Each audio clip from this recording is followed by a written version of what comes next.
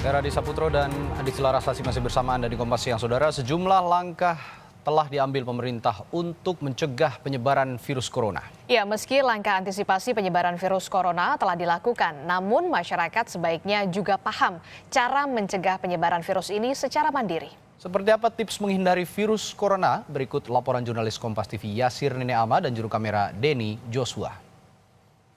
Saudara, pencegahan virus corona secara mandiri. Ini penting, saudara. Karena apa? Karena kalau kita lihat meskipun pemerintah Indonesia telah melakukan berbagai upaya untuk mencegah virus corona itu masuk ke Indonesia. Di antaranya adalah menyiapkan alat pendeteksi suhu tubuh di bandara ataupun di pelabuhan. Dan juga menyiapkan 100 rumah sakit yang memiliki ruang isolasi untuk mencegah penyebaran virus corona. Meskipun sudah ada beberapa upaya yang dilakukan oleh pemerintah, namun dari diri kita sendiri juga harus ada upaya pencegahan secara mandiri. Apa saja sih yang harus kita lakukan untuk mencegah virus corona itu tidak menyerang atau menginfeksi kita? Langsung saja kita ngobrol dengan Profesor Dr. Arif Fahriarsam selaku Guru Besar Ilmu Penyakit Dalam FKUI ya. Halo Dok. Ya, kabar baik. Kabar baik ya Dok ya? Baik, ya. alhamdulillah. Dok, kalau berbicara soal virus corona, sebenarnya virus corona ini apa sih Prof? Bisa dijelaskan secara singkat? Iya, jadi memang ini kan lagi rame di mana-mana ya mengenai adanya virus novel corona ya, Wuhan ini. Jadi ini sebenarnya suatu virus yang menyebabkan infeksi pada paru-paru.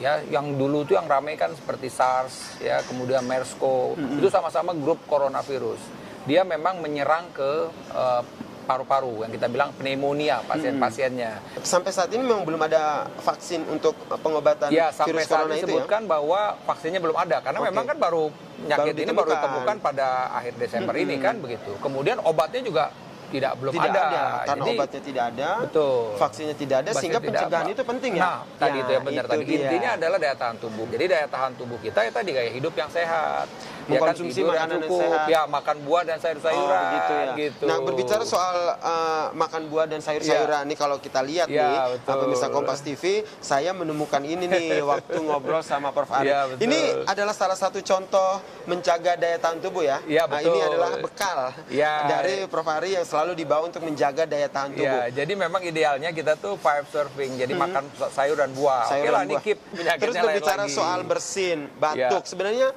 untuk bersin dan batuk sendiri tuh untuk pencegahannya itu seperti apa sih? Saya rasa kita ada hikmahnya juga dengan peristiwa ini. Kenapa? Karena memang selama ini kan kita lihat masyarakat itu batuk atau bersin itu kadang-kadang tidak memperhatikan lingkungan sekitar. Jadi betul. Pertama memang just in case, oke lah kita terkejar nih, misalnya kita ambil sabut tangan misalnya pas lagi bersin, misalnya ambil contoh ya, tutup udah.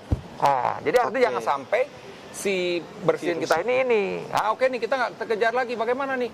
Udah gini. Begini kita begini aja udah, berarti kan kontak dengan begini. Tapi mesti ingat ya, selesai kita kena bersin ini ya kita gunakan cuci tangan. Karena sekali lagi nih, nanti ketika kita bersin begini, kemudian kita pegang handle pintu misalnya, kemudian secara langsung ada lagi yang berdekatan, bisa aja nih virus kita itu menular kepada orang lain. Hanya dalam waktu yang pendek, dalam waktu yang pendek atau singkat gitu. Ini yang harus ditekankan ya. Kemudian ini yang juga ramai adalah penggunaan masker. Nah, ini juga disiapkan nih sama Prof, ada 2 jenis masker. Bisa dijelaskan ini masker apa dan ini masker apa, Prof? Iya, ini memang sebenarnya gini, kita ada 2 ya, yang ini umum. Dulu deh, Prof. Nah, ini kan sebenarnya kan surgical mask. Jadi ini masker yang memang umum kita gunakan, terutama di rumah sakit ya untuk dokter bedah. Nah, jadi ini memang ada ini nih, informasi. ada warna. Iya, jadi ini kita mesti perhatikan dulu dan warna putih bahwa nih. memang ini mesti seperti begini. Kenapa? Karena kita ini kan dari kita sendiri nih ya. Artinya nih kan kita nih batuk atau bersin, nutup. Dia tuh akan ketampung di sini. Oke, saya praktekkan ya. Nah, begitu. Dan kemudian di sini juga ada ininya, ada ada kawat yang kita bisa jepit di sini. Nah, seperti ini ya kan. Nah, nanti kita mau bersin, ya udah ini relatif aman ya, artinya kita bersin begini. Nah, itu yang pertama, biasanya menggunakan seperti ini.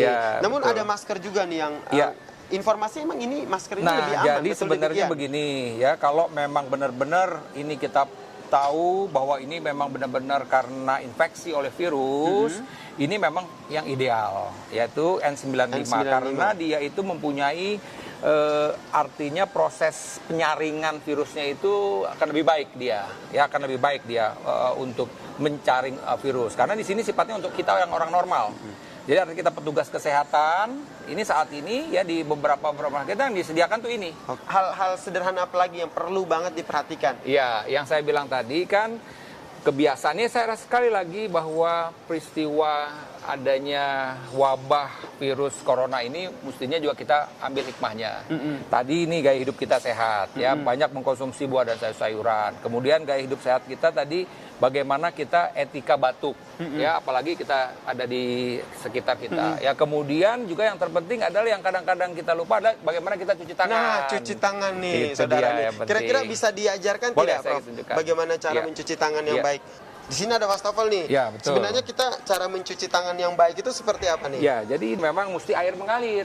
Nggak bisa dikobokan atau nggak begitu-gitu, bisa, nggak tidak bagus boleh. ya? Ingat itu, tidak boleh tidak cuci boleh di pakai di kobokan seperti itu ya. kobokan. Harus Jadi, air yang mengalir. Oke lah kalau sekedar awal misalnya orang habis makan padang cuman buat ngebersihin sedikit, oke. Tapi setelah itu dia harus ke tempat wastafel. Kalau just in case untuk sebentar aja masih boleh. Tapi sekali lagi untuk benar-benar cuci tangan kita harus air yang mengalir. Air yang mengalir Jadi seperti mesti ini. dipastikan airnya mengalir ya. Kemudian? Oke, jadi dalam kita bercuci tangan memang kita sebaiknya ada sabun yang kita Sabun. gunakan, ya kan? Oke.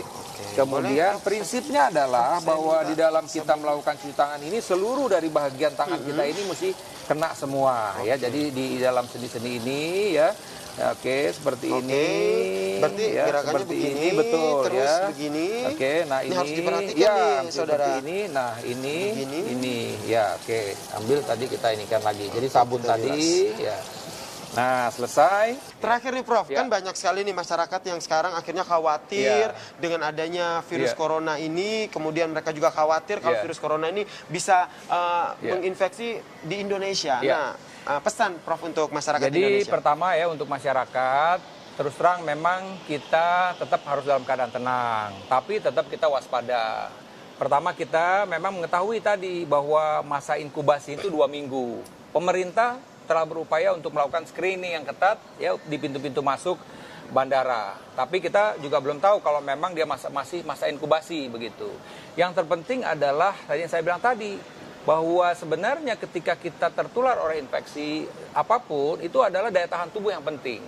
Kita tahulah walaupun dalam satu keadaan itu misalnya ada orang kena infeksi di dalam satu padahal terpaparnya sama belum tentu dia kena karena tadi bicara daya tahan tubuh. Daya tahan tubuh itu bagaimana? Ya pertama tadi gaya hidup yang sehat, makan yang teratur, mengkonsumsi buah dan sayur-sayuran, ya kemudian tadi stop merokok, alkohol, ya dan kemudian tadi hal yang simpel tadi itu cuci tangan tadi itu dan etika batuk itu yang Oke. penting yang masih diperhatikan Baik. oleh masyarakat sekalian. Kita ambil hikmahnya aja, mudah-mudahan dengan peristiwa ini kita akan selalu memperhatikan kesehatan tubuh kita. Kesehatan dan juga gaya hidup sehat itu Iya, pentingnya. betul. Baik, terima Terima kasih kasih, Prof Ari atas sama-sama. perbincangannya. Semoga apa yang disampaikan oleh Prof Ari itu bisa kita terapkan dalam keseharian kita. Tujuannya adalah untuk menjaga kesehatan kita dan mencegah virus itu menyerang tubuh kita. Yasir Nani Ama, Adeni Yosua, Kompas TV, Jakarta. Terima kasih.